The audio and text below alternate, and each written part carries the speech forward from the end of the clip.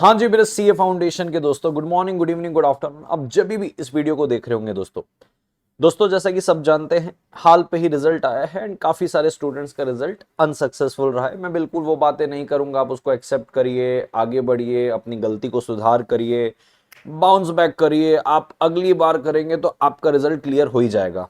ये आपने बहुत बार सुन लिया है। मैं आपको बताता हूं बाउंस बैक करना कैसे, रीस्टार्ट करना कैसे, एग्जाम को क्लियर कैसे करना है, मैं आपको वो बताता हूं। क्योंकि अब वो सारी बातें आपने सुन ली, आपने एक्सेप्ट कर लिया है, अब आप रेडी हो गए हो जीवन में आगे बढ़ने के लिए। तो इस वीडियो के अंदर दोस्तों मैं सबसे पहले आपको रीस्टार्ट कैसे करना है इसकी स्ट्रेटेजी बनाऊंगा। पूरी सारी चीजें बना के रखिए कि कैसे आपको आपका रिवीजन अब प्लान करना है। अगर आप सितंबर 2025 में अपना एग्जाम दे रहे हैं या फिर जनवरी 2026 में अपना एग्जाम दे रहे हैं, तो रीस्टार्ट स्ट्रेटेजी क्या होनी चाहिए, कौन कौन से प्राइमरी रीजन होते हैं लॉ के एग्जाम में फेल होने के लिए, कौन कौन से सेकेंडरी रीजन होते हैं, आप इन रीजन से कैसे ओवरकम कर सकते हैं, और कुछ टिप आपके पर्सनल लेवल पे आपको मैं दूंगा। तो बिल्कुल लास्ट तक इस वीडियो को सुनिएगा, ये वीडियो आपको बहुत हेल्पफुल रहेगा। पूरा प्लानर आपके लिए मैं बना के लाया हूं। सबसे पहले दोस्तों अभी देखो क्या होता है, आप पढ़ के तो गए थे सारी चीजें, आपने जोरदार पढ़ा था, क्लास अच्छे से की थी, आपने रिवीजन जोरदार किया था, भर भर के राइटिंग प्रैक्टिस की थी, भर भर के रिवीजन किया था। सब कुछ करने के बाद भी आप अनफॉर्चुनेटली अनसक्सेसफुल हो गए, तो बड़ा ऐसा बैगेज सा लगता है, यार शुरू कहां से करूं, नम सी फीलिंग आती है। तो मैं आपको एकदम बेस्ट रूट बताता हूं, इजी टू गो वाला रूट। मैंने आपके सीए फाउंडेशन लॉ के 7 चैप्टर को 3 हिस्सों पे बांट दिया है। जैसे ही आप उस पे फॉल डाउन होने लग जाएंगे, उस पाथ में आप नेचुरली फ्लो करने लग जाएंगे, आपको इजी लगने लग जाएगा। क्योंकि स्टार्ट करना ही डिफिकल्ट होता है। वंस यू स्टार्ट, थोड़ा सा आप रास्ते में आगे निकल गए, बस उसके बाद दे धक्का फ्लो के अंदर आप नीचे आगे बढ़ते जाते हो। सो दोस्तों सबसे पहले अगर मैं रिवीजन प्लानर आपको बताऊं, मेरे हिसाब से ये मैं एक स्टैंडर्ड वे में आपको एक प्लानर बता रहा हूं। हो सकता है आपकी खुद की भी कोई स्ट्रेटेजी हो, तो अगर खुद की स्ट्रेटेजी है आप उसको फॉलो करें, क्योंकि आपसे बेहतर कोई नहीं जानता। बट हो सकता है मेरी स्ट्रेटेजी सुन के आपकी स्ट्रेटेजी में और चार चांद लग जाए, कुछ बेहतर हो जाए, तो एक बार सुन जरूर लेना। तो दोस्तों सबसे पहले क्या बोलते हैं, फेज 1 में आप ये 3 चैप्टर करके लो। सोगा, इंडियन पार्टनरशिप और कंपनीज एक्ट, आईसीएआई के वेटेज के हिसाब से ये तीनों चैप्टर अगर आप कर लेते हो तो आपका 45 से लेके 60 मार्क्स की तैयारी हो जाती है। लेकिन मोटा मोटा 50% सिलेबस आपका इन 3 चैप्टर से हो जाता है। अब सोगा इतना बड़ा भी नहीं है जितना कॉन्ट्रैक्ट है, ना इंडियन पार्टनरशिप इतना बड़ा जितना कॉन्ट्रैक्ट एक्ट है, ना कंपनीज एक्ट इतना बड़ा है। कंपनीज एक्ट में तो आपको बेसिक दिया हुआ है, जो सीए इंटरमीडिएट लेवल के चैप्टर 1 पे रहता है, वही आपके सीए फाउंडेशन के अंदर आपको दिया हुआ है बेसिक लेवल पे। तो जैसे ही आप ये 3 चैप्टर करेंगे, आपको फील आएगा, ले भाई 50 मार्क्स का सिलेबस तो मेरा हो गया, आधा हाथी तो निकल गया है, अब आधा हाथी ही निकालना बचा है। तो once you go with this 3 chapter, एक बार आप इसको अच्छे से रिवाइज किए, इसके क्वेश्चन बैंक को आपने लगाया, इसकी कुछ राइटिंग प्रैक्टिस करके ली, तब आपको ऐसा फील आएगा, हाँ भाई 50 मार्क्स की तैयारी तो यूं हो गई। और मेरी जानकारी में आपके ये 3 चैप्टर बहुत कम समय में हो जाएंगे, यानी कि 50 मार्क्स की तैयारी तो आपकी खट से हो जाएगी। अगर आप सितंबर का एग्जाम दे रहे हैं तो टेंशन ही मतलब, पहले ये 3 चैप्टर से शुरू करो, पहले अपने आप को एक बूस्ट दो, पहले अपने आप को एक मोटिवेशन दो, पहले आप अपने आप को ये 3 चैप्टर करके साबित करो कि हाँ भाई मैं भी कर सकता हूं। 50 मार्क्स की तैयारी तो अभी हो गई है। अब आगे मैं आपको बताऊंगा कौन कौन सी गलती आपको करनी नहीं है, क्या मिस्टेक होती है। बस रुकिएगा कि जब आप ये पढ़ेंगे तो ये भी ध्यान रखना है कि क्या मिस्टेक दोबारा नहीं करनी है जो अब तक आप कर रहे थे। प्राइमरी रीजन क्या है, सेकेंडरी रीजन क्या है। फिर उसके बाद अगेन सेकेंड फेज में चलना, ये भी इजी टू गो है। इसमें आपको क्या करना है, नेगोशिएबल करना और एलएलपी करना है। एलएलपी में है क्या, 17 सेक्शन है। मेरे रिवीजन लेक्चर से कर लोगे तो 2 घंटे के अंदर खून में उतर जाएगा वो एलएलपी। तो वो 5 से 10 मार्क्स आपको देके जाता है, नेगोशिएबल 10 से 15 मार्क्स देके जाता है। यानी कि ये 2 चैप्टर कर लिए तो आपके 60 से लेके 85 मार्क्स की तैयारी हो जाती है। मैं पूरा आईसीएआई के वेटेज के हिसाब से बात कर रहा हूं, अपने हिसाब से कुछ भी नहीं बोल रहा हूं। लास्ट में जब आपके ये हो जाएंगे, जब आपको कॉन्फिडेंस हो जाएगा यार 60 से 85% मेरा सिलेबस हो गया है, अब कॉन्ट्रैक्ट एक्ट उठाओ जो कि समंदर जैसा है, 9 यूनिट है, बहुत सारी चीजें हैं उसके अंदर, उसको इत्मीनान से पढ़ो। क्यों, क्योंकि हो सकता है, पॉसिबल है कि जब आप कॉन्ट्रैक्ट एक्ट शुरू करने जा रहे हो वो इतना टाइम ले रहा है, इतना टाइम ले रहा है, इतना टाइम ले रहा है, आपको ऐसा लग रहा है इस पे इतना टाइम लग रहा है, बाकी कब करूंगा। तो आपने बाकी पहले निपटा लिया, ये सोगा पार्टनरशिप कंपनीज जिसको कम टाइम लगेगा, तो अब आप बेटर पोजीशन में भाई 60 से 80% का सिलेबस हो गया, अब इसको करना है। और ये बड़ा भी है तो इसको आराम आराम से लेके जाओ, पढ़ते हुए जाओ, रिवाइज करते हुए जाओ, ताकि आगे भी बढ़ते जाओ तो पीछे की चीजें दिमाग में बैठी रहे। कैसे पढ़ना है, क्या पढ़ना है, मैं आपको बताता हूं, यानी कि तरीका क्या रहेगा, क्या मिस्टेक दोबारा रिपीट नहीं करनी है। तो आप ये एफर्ट वाला फेस रहेगा, बट एफर्ट वाला फेस आप तीसरे फेस में रखना ताकि आप थोड़े से सेटिस्फेक्शन लेवल पे रहे। फेस 1 फेस 2 आपका क्लियर हो चुका है, फेस 3 में आप एफर्ट मारना। यहां पे आप जैसे ही आएंगे तो यहां पे भी आपका 80 से लेके 115 मार्क्स, आपको पता है 100 मार्क्स का पेपर नहीं आता है, तो इस प्रकार से आपका सिलेबस का कवरेज हो जाएगा। लास्ट में very easy to go, Indian regulatory framework, इस पे कंसेप्चुअली चीजें कम है, थोड़ी सी याद करने वाली चीजें ज्यादा है, ये आपको 5 मार्क्स देगा। तो ये आप एकदम लास्ट में करना, आपको ऐसा लगेगा भी नहीं थर्ड फेज के बाद कि कुछ बचा है। ये आप टाइम पास करते करते घूमते फिरते आधा आधा घंटा भी दे दिए तो ये आराम से हो जाएगा। तो 4 हिस्सों में आप अपने रिवीजन को आप डिवाइड कर लो। पहले हिस्से को मैंने इसलिए यहां पे रखा है क्योंकि इससे आपका 45 से 60 मार्क्स का सिलेबस कवर होता है। तो ये आपको पुश करेगा कि यार आधा सिलेबस तो यहीं खत्म हो गया, और टाइम ही कितना लगना है इसको यार खत्म करने में। मैं ईमानदारी से बताऊं, ये तीनों के तीनों चैप्टर बहुत जबरदस्त तरीके से, अगर आप सिर्फ लॉ ही पढ़ते हफ्ते भर के अंदर आराम से हो जाएगा। हफ्ता भर बहुत है, अगर शिद्दत से इसको पढ़ते, और हफ्ते भर में भी पूरा नहीं पढ़ना है भाई, 6-8 घंटे भी पढ़ोगे ना तो ये आराम से हो जाएगा, क्योंकि आप रिविजन कर रहे हो दोस्त, आप फ्रेश स्क्रैच से नहीं पढ़ रहे हो।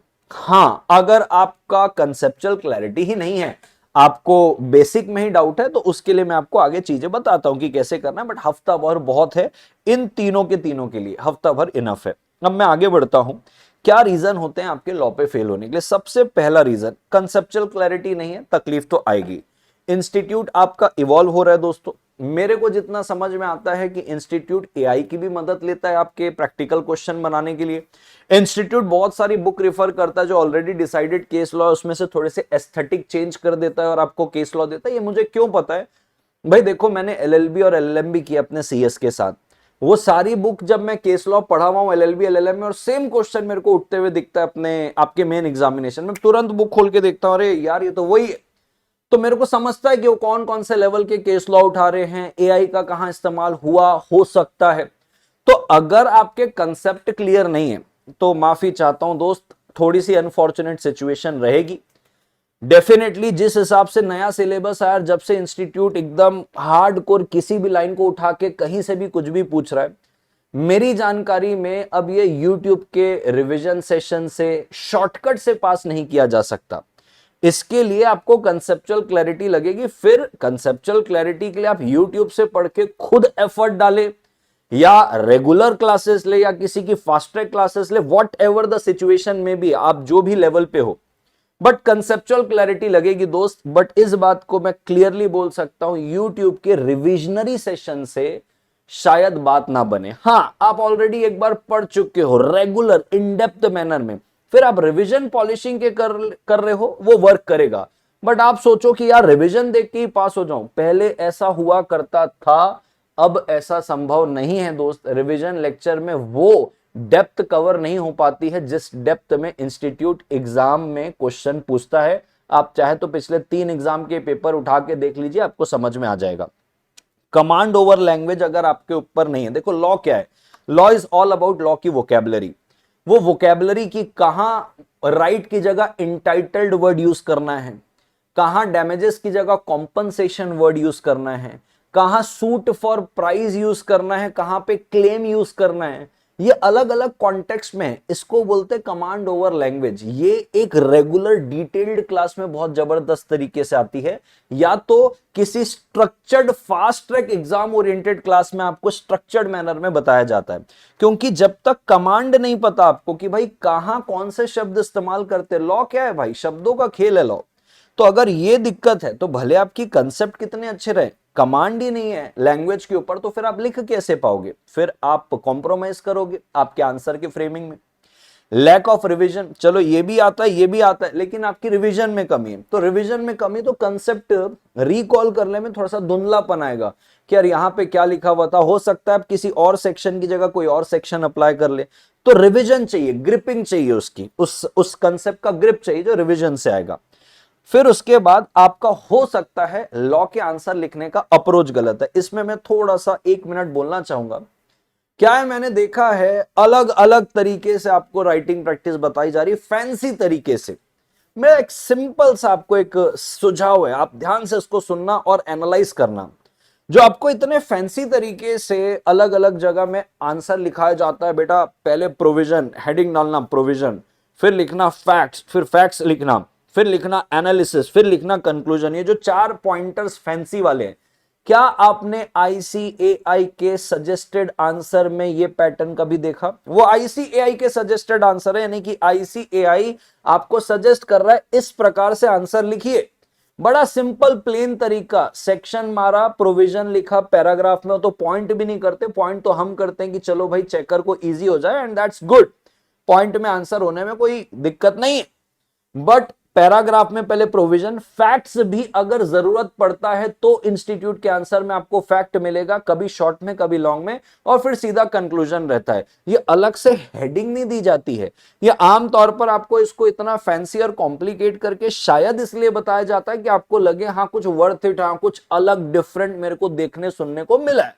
बट आप खुद एक बार इंस्टीट्यूट का सजेस्टेड आंसर उठा के देख लो, आपको समझ में आ जाएगा। बड़ा सिंपल तरीका है यार आंसर लिखने का। क्वेश्चन पूछा है, प्रोविजन डाला, फैक्ट्स की जरूरत है लिखा, कंक्लूड किया, जैसा सवाल पूछा वैसा जवाब लिखा। Make it very simple. उसको जितना सिंपल सादा रखोगे उतना आपके जीवन में आसानी आएगी। कॉम्प्लिकेटेड है ही नहीं कोई चीज। ठीक है सर। सेकेंडरी रीजन क्या है? आप लोग क्या एग्जाम्पल याद कर लेते हो इंस्टेड ऑफ प्रोविजन? अरे एग्जाम्पल कोई भी टीचर आपको उस कंसेप्ट को समझाने के लिए देता है, आप एग्जाम्पल याद रख लेते हो क्योंकि एग्जाम्पल रिलेटेबल है। प्रोविजन को आप उतना भाव डालते नहीं, उतना एम्फेसिस डालते नहीं, उतना जोर डालते नहीं। तो भाई प्रोविजन में जोर डालो, एग्जाम्पल को समझने तक सीमित रखो ताकि प्रोविजन याद रहे तो आप लिख पाओ। आपका जो कंफर्ट स्टेटमेंट है ना, ये स्टेटमेंट ऑफ कंफर्ट लिखना कैसे है वो नहीं आता, बाकी सब आता है। अरे भाई लॉ पे सबसे इंपॉर्टेंट तो यही चीज है, तो फिर सब क्या आता है? जो चीज आपको पास करा रही है, जो चीज लिख के जब आप एग्जाम पास करोगे, डिस्क्रिप्टिव पेपर है, आप कह रहे हो बस मुझे यही नहीं आता बाकी सब आता है, तो फिर क्या आता है दोस्त? ये कंफर्ट स्टेटमेंट देना बंद करो अपने आप को। सबसे पहले इस पे फोकस करो, फिर अगर सब आता और ये नहीं आता, आप ये समझ लीजिए ये नहीं आता तो फिर कुछ नहीं आता, क्योंकि इसके बिना आप एग्जाम कैसे क्लियर करोगे? ये कंफर्ट स्टेटमेंट आप अपने आप को देते हो कि सब आता है। अरे सब अगर आता होता ना, मैं आपको एक बात बोलता हूं, सब आने का मतलब क्या होता है? आप कंसेप्ट को जिए हो, एक एक शब्द को चीर फाड़ करके पोस्टमार्टम करके पढ़े हो, जो हम रेगुलर क्लास में पढ़ते हैं, ऑटोमेटिकली कंसेप्ट अपने जहन में बैठ जाता है। लिखना तो बाय प्रोडक्ट है उसका। जब एक बार आप कंसेप्ट को जी लिए ना, तो लिख तो आप अपने आप लोगे। तो कहीं ना कहीं जब आप ये कंफर्ट स्टेटमेंट देते हो, तो एक बार वापस से झांको अपने अंदर को कि क्या वाकई सब आता है? क्योंकि अगर सब आएगा तो ये भी आएगा। Think about it. फिर ignorance of section and keyword phrases में देखता हूं, बोलते हैं सेक्शन लिखना जरूरी नहीं। अरे जिंदा हो क्योंकि सांस ले रहे हो, लॉ पढ़ रहे हो और सेक्शन नहीं पढ़ रहे तो क्या ही लॉ पढ़ रहे हो भाई? मतलब सेक्शन के बिना तो लॉ क्या ही है? क्यों इंस्टीट्यूट अपने सजेस्टेड आंसर में सेक्शन देता है? मैं आपको बताता हूं सेक्शन से क्या फर्क होता है। सेक्शन जब आप लिखते हो ना दोस्त, आपको सेक्शन से ग्रिप मिलता है, आपको क्लैरिटी मिलती है। ये सेक्शन इस सिचुएशन को कवर करता है, ये सेक्शन इस सिचुएशन को कवर करता है। अब केस स्टडी आती है तो आप उस फैक्ट को देख के जज करते हो कि इधर बैठेगा कि इस सेक्शन में बैठेगा। Section gives you a command, section gives you a grip, section gives you a clarity कि आपको क्या लिखना है, और आप उसको ही इग्नोर करते हो, बस प्रोविजन को रटे जा रहे हो। उसका सिर पैर कैसे समझोगे फिर बिना सेक्शन के और की फ्रेजेस के? देयर आर सम की फ्रेजेस जो आप जिसको आप इग्नोर नहीं कर सकते हो, आपको लिखना ही पड़ेगा। डेफिनेशन में आप क्या फेरबदल करोगे? ठीक है सर। कंक्लूजन आपके आंसर का वैसे ही होना चाहिए जैसे क्वेश्चन पूछा है। मैंने कई बार बच्चों की आंसर शीट देखी, क्वेश्चन कुछ पूछ रहा है, आप आंसर 4 प्रकार का दिए। वो एक बात पूछा है, आपने उसको 4 आंसर दे दिया। भैया उस एक का आंसर दो ना, टाइम भी बचेगा और उसको भी इजी होगा। जब आप 4 प्रकार की बातें करते हो और फोकस नहीं करते हो ना, चेकर को इरिटेट होता है, फिर वो कुछ भी मार्क्स देता है कट करके। तो जैसा क्वेश्चन पूछा है वैसा आंसर लिखना है। हाँ आपको बहुत ज्यादा आता है, आपको एक्स्ट्रा का नॉलेज है, आपको सब पता है, तो एक्स्ट्रा का नॉलेज छापना नहीं, जो पूछा है वही लिख के आना है। ठीक है। एक होता है हैक, जब आपको आंसर नहीं पता तो इर्द गिर्द की चीजें लिखने आनी चाहिए। जैसे आपने तकिया कलाम देखा होगा कि सेक्शन याद नहीं आ रहा है तो as per the companies act या कॉन्ट्रैक्ट एक्ट कर दो, ठीक है, नहीं याद आ रहा लिख दिए। अब अगर मान लो कोई क्वेश्चन पूछ रहा है और आपको एग्जैक्ट आंसर नहीं आ रहा है, तो डिप्लोमेटिक वे पे आंसर कैसे करना है कि ना तो आप उसको हाँ बोल रहे हो ना तो आप उसको ना बोल रहे हो। इससे होता क्या है, आपका आंसर गलत होने से बच जाता है, क्योंकि ना तो आपने हाँ बोला ना बोला। तो जब आप स्टक हो जाओ किसी सिचुएशन में, तो वहां से कैसे डॉज होना है कि चल 5 मार्क्स का या पेपर आया है, यानी कि मार्क्स है अगर क्वेश्चन का, तो 2 मार्क्स, 1.5 मार्क्स, 2.5 मार्क्स जो मिल जाए डिप्लोमेटिक तरीके से आंसर करने में, ये आप रेगुलर क्लास पे सीखते हो। तो ये सारी चीजों को आपको अवॉइड करना है। अब अगर आप इनमें से किसी भी ग्राउंड में फॉल कर रहे हो, और अगर मैं बोलूं आपके मार्क्स 150 से कम हैं, मैं आपको कहना चाहूंगा बेटा, अगर आप सितंबर का एग्जाम दे रहे हो, आप किसी के फास्ट ट्रैक के लिए इनरोल कर लो। आपके कंसेप्ट में बहुत ही कमी आपको लग रहा है कि आपके ने रेगुलर क्लास जहां से की थी अच्छा नहीं था और 150 से कम मार्क्स है, तो आप रेगुलर के लिए चले जाओ और आप जनवरी 2026 पे फोकस करो। ये मेरा रिकमेंडेशन है, इस पे डाउट में मत आ जाना खुद पे कि मैं क्या करूं। आप मेरी बातों को सुनो, एनालाइज करो, फिर अपना डिसीजन लो, क्योंकि हम एक लिमिटेशन में बैठे हैं। आप अपने घर पे बैठ के वीडियो सुन रहे हो, मैं अपने स्टूडियो में बना रहा हूं, हमारा 1-on-1 एक्सेस नहीं, मैं आपके शूज में झांक नहीं पा रहा हूं कि आपकी क्या तकलीफ है, तो मैं एक स्टैंडर्ड रिकमेंडेशन दे रहा हूं। Take it in a positive way. अब इन सारी चीज से ओवरकम करना है, तो आप ये सारी लास्ट वाली चीज को इग्नोर कर सकते हो। भाई देखो, मैं सीधी सी बात बोल रहा हूं, ये मेरे बैच के बारे से मैं बता रहा हूं, आप चाहो तो इसको इग्नोर कर सकते हो। आपको लगता है कि इससे कुछ फायदा होगा तो आप सुन सकते हो, क्योंकि अब तक आपकी बात थी, ये मेरी कुछ बात है जिसमें आपका भी थोड़ा सा फायदा है। हमारे पास अभी ये 4 प्रकार के बैच हैं। ये इन डेप्थ रेगुलर बैच हमारा चल रहा है, जिसमें हमारा नेगोशिएबल बस बचा हुआ है, और बस नेगोशिएबल और एलएलपी बचा है, वो हो जाएगा। ये मेरा जस्ट एक बैच पहले का रेगुलर बैच है, ये मेरा एग्जाम ओरिएंटेड बैच है, ये मेरा बूस्टर बैच है। तो आप ये समझ लीजिए, ये 2 हो गए रेगुलर, जिसमें से एक अभी लाइव चल रहा है, एक मेरा पिछला रिकॉर्डिंग कवर हो चुका है। ये एग्जाम ओरिएंटेड बैच है, ये बूस्टर बैच है। सब में आपको ये कॉमन फीचर मिलता है, 100% कंसेप्चुअल क्लैरिटी। बेयर एक्ट के रेफरेंस से मैं आपको पढ़ाता हूं, यानी कि लॉ ने जैसा, लॉ मेकर ने जैसा लॉ बनाया वैसा। क्यूमुलेटिव आपको रिवीजन मिलता है, 2 कंप्लीट टेस्ट मिलता है, डाउट सपोर्ट मिलेगा, सब मिलेगा।